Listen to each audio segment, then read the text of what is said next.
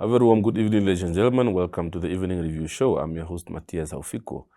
Well, election season is upon us, and a lot of administrative issues are being tackled in the background. Of course, the Electoral Act is a key legal provision that will really enshrine and ensure that as far as elections are concerned, everything is well encompassed and incorporated. We have in studio tonight Mr. Norman Tjombe, a legal expert. He calls himself just a lawyer. Norman, welcome and good evening. Good evening, Matthias, and thank you for inviting me here. No, it's indeed good to have you here. We've seen last week Cabinet has announced that it has directed the Urban Ministry and of course the Justice Ministry to start the process of amending the very controversial Section 77 of the Electoral Act, which mainly deals with public servants being compelled to resign from their work if they wish to become politicians, if they wish to join parliament, to put it in brief. That's a process that a lot of people have raised concern about over the years. And what did you make of that announcement? And do you think it's something feasible that should be tackled? Well, it's definitely something worth a review by the experts within government and at the Electoral Commission to see how best responsive this particular law should be. We have had the interpretation in the last elections that the moment you are nominated on a party's list of potential members to parliament, that if you are a remunerated public servant, in other words, you're a salaried person working in the public service, you would have to resign, go through the campaign, and then if your party gets enough seats and you get into parliament, the National Assembly, then obviously you're lucky, you continue then your life as a politician, as a member of parliament. If you're unlucky and your party didn't get sufficient seats, in other words, you are lower on the list and you didn't get in, then you don't have a job because you resigned from public service. You have to go through the normal processes again of making application, if there are vacancies, making an application, be interviewed, and if you're successful, you get the job back. So that's been a bit of contentious issue that, it deprives public servants, in other words, employees of the public service, of participating fully in political affairs, including running for public office. It deprives them of that opportunity, and it deprives the general public of an opportunity to be led by someone who has been a public servant. Because not many public servants, in other words, employees of government, have the ability and the means to resign, take the chance at the ballot box, and then if they don't, then they would simply try to sort out their life where they will get employment again. So a lot of people would be hesitant to go through this process if they have to give up their day job and then go into politics and then don't succeed in politics and then want to retain the day job. So that's a very difficult situation for public servants. But I suspect there is actually a very good reason for that. And the one that I can think of is that politics are, and particularly when the temperature is quite high during election time, when people go through electioneering, you campaign, politics are by nature should and must be robust. We should be able to have politicians who say things that they would otherwise not be able to say. And that's why you have this sort of protection in defamation law in instances of election. The tolerance is more for saying things, and you shouldn't be afraid to say it because you will be sued for defamation. There's still limitations, but there's a little bit broader room to maneuver around. Because it's necessary. We need to know and see and hear from politicians whatever is on their minds, and they shouldn't be constrained in saying what they want to say during the campaigns. And you want the public service. That's now what we know as a government, the employees, government, schools and police and soldiers and nurses and the like. You want them to be apolitical. You want them to be removed from that political scene because they are apolitical. They have no political affiliation whatsoever. And they want to operate now. One or more of them as individuals go and campaign and then come back or in fact, are still employed whilst they are campaigning. You know, in the evenings they campaign, weekends they campaign, but during the day they sit in the office and do our political work. It's a bit difficult, and you want the public service to be insulated and isolated from those robust political debates that are of necessity must be robust. So there's a very good reason for that also. Well, there has been a feeling that perhaps this law is sort of premature as far as ensuring that the freedom of association is concerned, which is something that's enshrined in the Constitution. Well, I don't think it's actually straightforward as a violation of the freedom of association and freedom to participate in political affairs. You know, as a public servant or as a person, you make a choice that you want to be a politician or you want to be a public servant. In other words, you want to be an employee. And there's nothing wrong being an employee of a government. It's actually a very noble, admirable job that people are doing, you know, sorting out our lives, you know, making sure that we have passports and our hospitals are run and police and army functional, you know, rural affairs, you know, farms, agriculture is moving and whatever. This is the engine of our life. It's the public service. These employees work in government. They do an absolutely important job. There's nothing wrong with it. But it's a choice that you have. Either you are being an employee or you want to be a politician. And sometimes these two probably are not reconcilable simply because of the nature of politics. It's very, very brutal. It's, you know, people say things there that they would otherwise not say. And to be a public servant, you know, you are a nurse or a teacher or, you know, working at the extension office of the Ministry of Agriculture or whatever, in the day, and then in the evenings or weekends you're a public a politician saying things against perhaps even the very same public service that you are working for. And then come back to that very same public service on Monday and continue to work as if nothing happened. It's a bit difficult. And then the unsuspecting public, you know, come to your office to receive government services, where, you know, seeking health treatment or go to a school or Ministry of Agriculture or environment or whatever, and have to attend to a person who just the weekend was campaigning against your political party in very, very unflattering manner, you know. It's a bit difficult to swallow that. So you want this two to be separated. You know. But do you think there's a middle ground to this? It's very difficult for me to see the middle ground. I would want to see people of integrity making a decision whether they want to be one or the other and stick to that decision. You spoke about defamation earlier on. Of course, the last 3 to 4 years, as far as defamation cases have been concerned, it seems to me people have become accustomed to say, I'm going to sue someone who says something malicious to me and so on. More so compared to the years before that. Maybe they were there as far as cases are concerned, but they were not so widely reported. How do you see things playing out now that we've seen this sort of increase in defamation of character cases? You did mention that politics is a robust arena where politicians should be allowed to express themselves freely. Absolutely. Look, I'm a person who leans more towards the freedom of speech. But I do acknowledge, and I mean, it's in the Constitution, people have the right to dignity. And in our Constitution, the right to dignity is the one that is inviolable. You know, there are restrictions on the right to freedom of speech. But I always want to interrogate a set of facts to see how best can we ensure that the freedom of speech is not limited. Obviously, there's hate speech and that sort of thing that is not free speech. Hate speech is, in fact, contrary to free speech.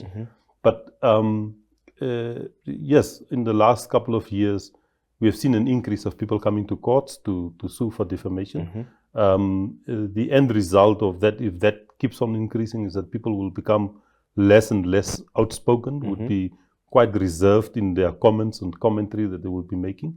And that, unfortunately, has a negative impact on our constitutional democracy. Silent people are not very good democrats. Silent people are not very good at holding accountable the leaders, those who are in power. What you want is a citizenry, an electorate that is outspoken, that keeps on asking questions, making comment, giving ideas to politicians, criticize those politicians. So the politician wakes up in the morning and thinking, how best do I serve these people without being criticized, without, how do I make them happy? Yeah. And that's what politicians are supposed to do. The moment you have a silent public, then politicians will do whatever they want to do in your name. Well, these defamation laws have always been there.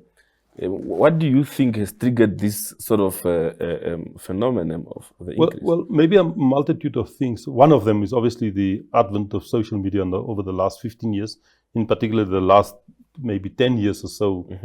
We have not only seen the big social media companies or platforms like Facebook becoming even bigger, but also, more being introduced, So there's this sort of mob justice that because you are faceless or you are not in the presence of the person that you're talking to or talking about, you can publish and post anything on social media. And people think that because it's on social media, it's not as defamatory when I say it to you face to face. Of course, it is probably even more so, because remember, once it's on social media, it can be seen by potentially billions of people across the world, whilst, me defaming you in a room of 20 people there's a good chance that it will remain with only the 20 people that are in presence there. So social media has definitely contributed to it, but also, people understand their rights more than it was in the past. You would have more and more people knowing about their constitutional rights, more people asserting their rights to, for instance, to dignity, which is the right mostly affected by defamation. And then obviously on the flip side also, more and more people want to say something, want to speak out. We are a free country and we encourage open debate. People need to speak out, and sometimes these two issues then come to a clash. And then obviously, I think, there are more lawyers available. Court cases, particularly in the High Court, get finalized faster than before, much faster than before. So there is the sort of incentives to rather go to a lawyer and go through the system, the civil procedure system, to get your rights ventilated and asserted. So there's a couple of things that has contributed to a situation where we have now the more defamation cases being registered at the courts than before. I want us to go for a short break quickly, and then when we come back, we touch on how the courts have been dealing with these cases. Of course, it's always seen as the more powerful figures suing the less influential members of society. That's how most of these defamation cases have seemed to be played out. So I just want you to get your thoughts around it, and we speak about it after the break. Well, to our viewers, wait for a short break, and we'll be back to continue this conversation.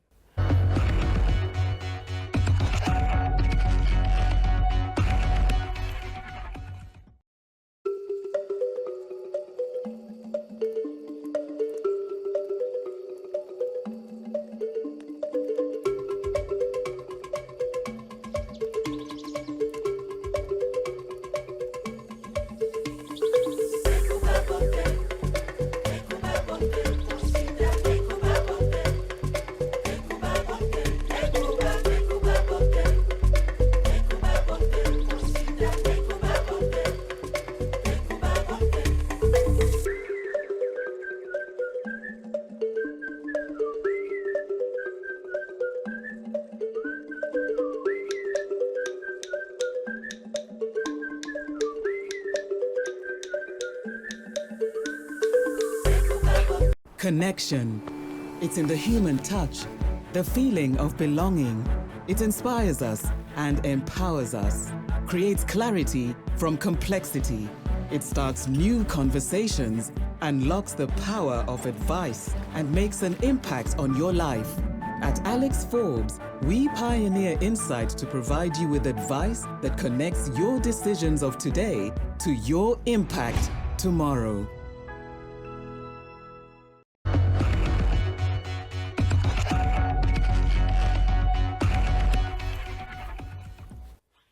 Well, welcome back from the short break. Norman, of course, we were speaking about the issue of defamation and the increase thereof in our court system. What do you make of the way our judiciary handled defamation cases so far? Well, comparatively speaking to other cases, defamation cases are still fairly in a minority of cases. I mean, as a advocate for free speech, I'm particularly concerned, even if there are that few in circulation. We shouldn't actually have people who defamed, and we should have people who are defamed to take it that there are freedom of speech, and there are clear cases of defamation, no doubt about that. That should be, person who has been defamed should be protected. But the courts has been dealing with it in a fair way, I would say.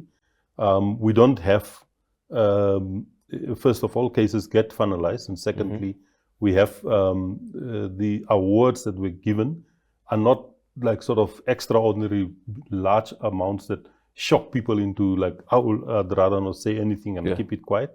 But also, I mean, one good thing about our justice system, the way it operates, is that a judge will give reasons why he or she arrived at a particular decision. And, for the general public, that's absolutely important because they read it and they can actually see why this person had been awarded $50,000 and another person in fairly similar situation had been awarded $70,000. Why the difference? And that would generally be articulated in the judgment, and people can read about it. So that's important to see that, and the courts have been very good at articulating the reasons, the basis of the order that was ultimately given. Yeah. So, but yeah, I mean, it's still quite an expensive effort to go through the court system. There's the media ombudsman as a self-regulatory process by the media to ensure that inaccurate defamatory publications or statements that are published are dealt with in a faster manner, in a less adversarial environment where the media ombudsman would adjudicate on these sort of things and get the issue resolved instead of people spending $200,000, $300,000, $400,000 on lawyers to go through the court system, only to arrive at a point where it was actually not even worth it. Because the award that is being given is far, far less than the money that was spent on lawyers. Or the reverse also, that you lose the case but you have spent so much on lawyers. Yeah, because many times we see defamation cases always involve this sort of people who are seen as these powerful figures against your ordinary persons. And you've mentioned that we don't want a situation whereby these cases lead to a scenario where people are actually afraid to even open their mouth. How do we regulate that? How do we maintain that balance where we still protect your rights but still give me my right to air my views? As I said, I mean, I'm the person who leans more towards freedom of speech, and I'm particularly concerned about the increase in cases of defamation. And yes, it's a class issue. Those with money are able to afford lawyers, are able to prosecute a case through the system ultimately, because it's very, very expensive. And for some reason also, the more powerful people think that they have better rights. Their rights to dignity violated more than, an ordinary person, and therefore they are entitled to go to court. Obviously, all of us are equal, and everyone should be able to approach the courts. The question is obviously just the money issue, that people don't have the funds to do that. It's not just a perception, but it's actually a true case that the more powerful people are the ones who, in fact, are instituting defamation cases against people, rich or poor, but mostly the poorer members of our society. Of course, back to elections, I think as far as social media in our electoral environment is concerned, I think this is one of the elections where they'll be so intertwined, as far as politicians using it for their campaigns, and also members of the public using it to really ventilate what they want those who wish to lead them to deliver to them.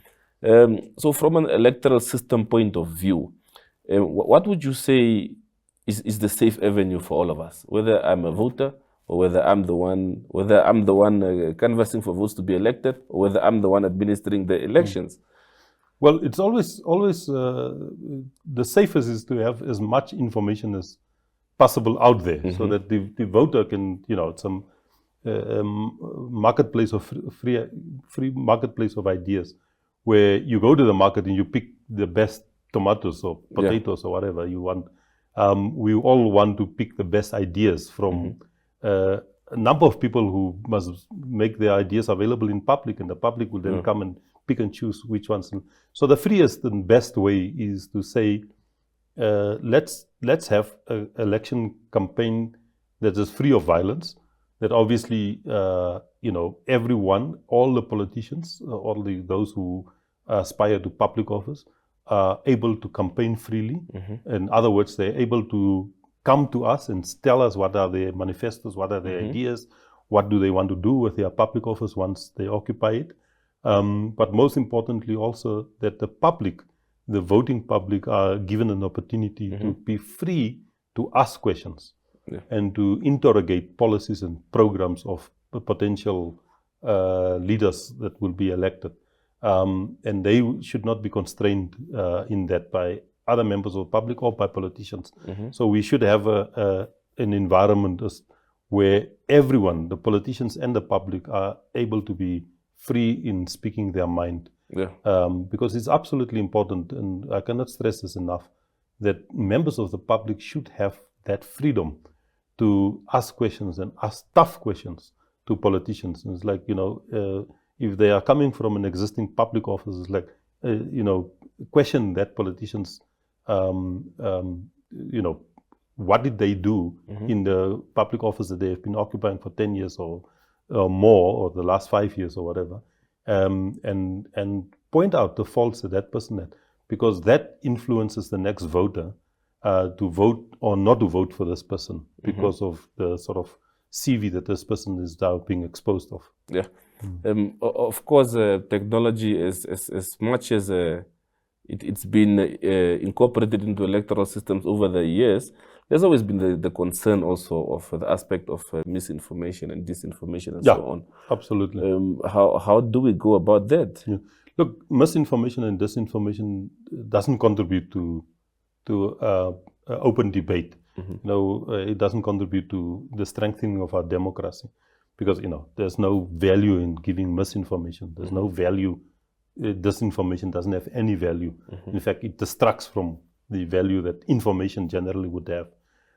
So we need to guard against misinformation and disinformation. How we do that in the era of social media, we have faceless people sending out this information, trying to influence the people.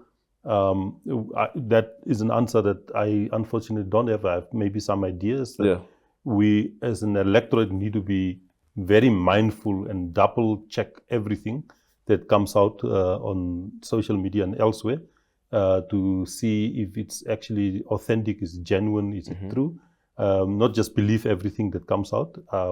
But we would also have to have civil society groupings that are specifically set up to look at that sort of thing and to counter it, to make sure that if information is being put out there that this politician has done this and this and this, there's actually someone who can fact check it and publish and say, no, this is actually a fake thing, or yes, it's not. I mean, it's an enormous job, and I simply don't have all the answers as to what must happen to it. Just as we round up, back to Section 77, what would your take be on the way forward? Is this still something that you think is feasible that we should implement before these current elections, or maybe should we opt for an approach of more consultations and just hold on to these plans? Well, no doubt there must be consultations, wide consultations with everyone, not just the politicians, because that's ultimately done in our name. So we are entitled to be consulted in any changes to the law. Whether it would be done before these elections, I'm not sure. Hopefully we have some clarity by the time the elections, just in the interest of those who aspire to public office, that they know what to do. But I obviously have a different view. I have a view that I said earlier. You make an election, you choose either to be a politician or to be an employee of the public service, and you live with those choices that you have done. You know, there is a very good reason why there must be a massive wall between politics in general and public service. The public service need to be apolitical, in other words, not aligned to any political party or any political influences, and operate in terms of the law that is there, whatever the law is for a particular sector within the public service.